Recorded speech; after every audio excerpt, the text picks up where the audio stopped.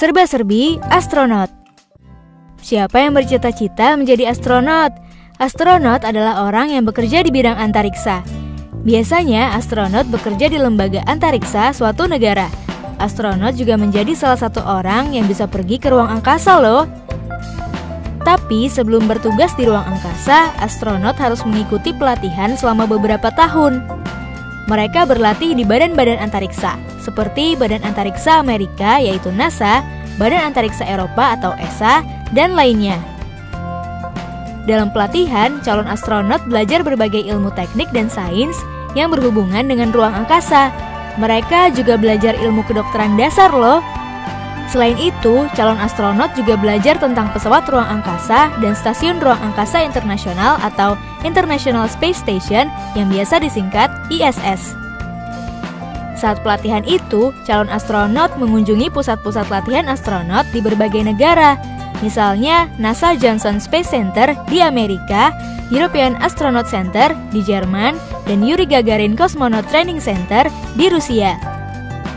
Pada prakteknya, astronot bekerja sama dengan astronot lain yang mungkin saja berasal dari negara yang berbeda. Maka itu, astronot harus bisa menguasai setidaknya bahasa Inggris dan bahasa Rusia. Bahasa Inggris memang menjadi bahasa internasional, tapi kenapa para calon astronot juga harus belajar bahasa Rusia ya?